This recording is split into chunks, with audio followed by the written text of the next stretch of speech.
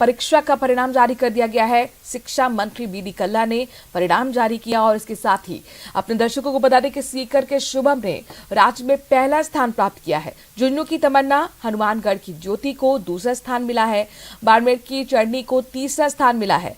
5,471 छात्रों को अब 4 साल तक 12,000 की छात्रवृत्ति सरकार की तरफ से मिलेगी।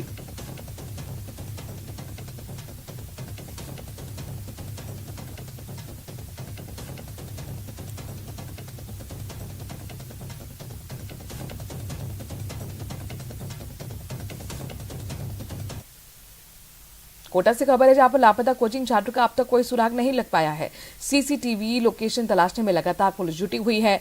12वीं का रिजल्ट आने के बाद से लगातार तनाव में था 17 वर्षीय आनंद नवाल। मोबाइल भी उसका लगातार बंद आ रहा है। रावत भाटा जाने के लिए बस में बैठा था।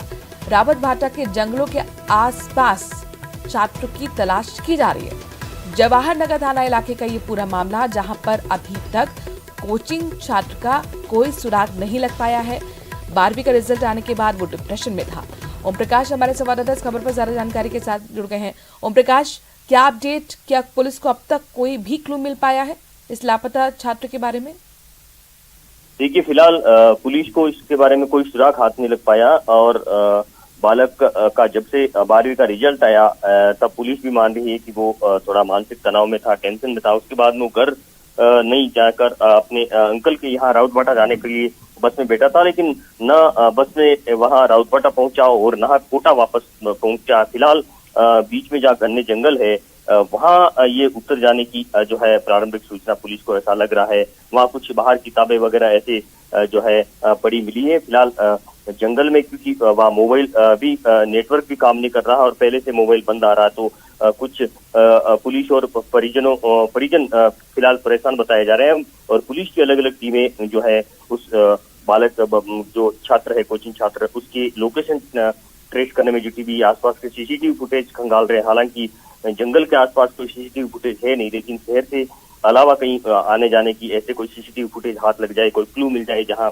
उस छात्र के बारे में कुछ सुराग हाथ लग जाए। फिलहाल ये कहा जा सकता है कि छात्र के बारे में कोई सुराग हाथ नहीं लग पाया। जवाहर नगर थाना पुलिस पूरे मामले की जांच कर रही है और कोचिंग नगरी में जो बच्चों के मानसिक जो तनाव और जो सुरक्षा को लेकर कई बार गाइडलाइन जो की जाती है उनकी पालना नहीं हो पाती, ये फिर से प्रकाश का लास्ट लोकेशन अब तक इस छात्र की मिल पाई है पुलिस को? जी, राउतभाटा के पास जंगल में वो बस में उतरने के बाद की लोकेशन मिली है। उसके बाद कोई भी मोबाइल जो काम नहीं कर पा रहा, अंतिम जो है पुलिस को अब तक मिली है वो लोकेशन ही। उसके बाद में छात्र कहाँ गया, अब कहाँ है, किस तरह से सुरक्षित है या नहीं है, कहाँ जाहिर तमाम सवाल जिनके जवाब जानने की कोशिश पुलिस कर रही है और एक बड़ी चुनौती यहाँ पर पुलिस के लिए लापता कोचिंग छात्र को ढूंढने की। बहुत बहुत शुक्रिया ओम प्रकाश, तमाम जानकारी हम तक पहुंचाने के लिए।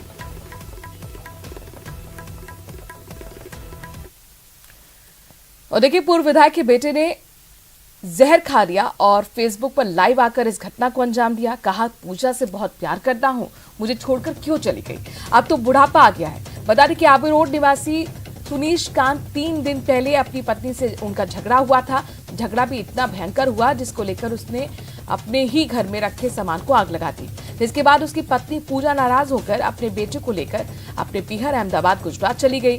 और देखने वाली बात यह रही कि कांत इमोशनल होकर फेसबुक पर लाइव आकर शुक्रवार शाम को करीब 8 बजे जहर उसने खाया और जहर खाने के बाद ही पास में ही बैंक कॉलोनी में स्थित उसकी बहन के घर पहुंच गया। वहां पर उल्टियां करने लगा, जिसके कारण परिजनों ने समय रहते उसे सरकारी हॉस्पिटल में भर्ती कराया और उसकी तब जाकर जान बच पाई।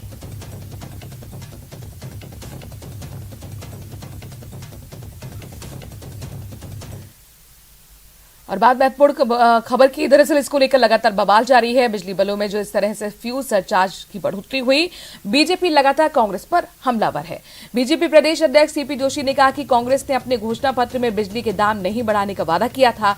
उन्होंने महंगाई राहत कैंप पर निशाना साधते हुए कहा कि कांग्रेस सरकार ने इसी बजट में पेंशन वृद्धि, बिजली छूट समेत अन्य घोषणाएं की थी, तो अब राहत कैंप क्यों लगाए जा रहे हैं?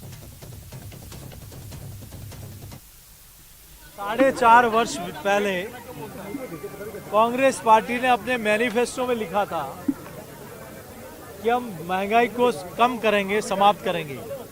4.5 वर्ष तक कोई इस दिशा में कोई काम नहीं किया, सिर्फ कुर्सी को बचाने का काम किया। अब जिन्होंने कैंप लगाकर ये काम शुरू किया है, एक तरफ आप राहत देने का ढोंग कर रहे हैं, दूसरी तरफ आप बिजली के सरचार्ज बढ़ा रहे हैं और एक नहीं 9,000 से ज़्यादा बिजली के दामों में वृद्धि कर दी। आपने मैनिफेस्टो में कहा कि 5 वर्ष में 1 पैसा भी पर यूनिट का दाम नहीं बढ़ाएंगे, तो कहाँ गया आपका घोषणा पत्र? और अब बात बाड़मेर की करते हैं, जहां आसमान से आग बरस रही है। इस भीषण गर्मी में अघोषित विद्युत कटौती ने हॉस्पिटल में भी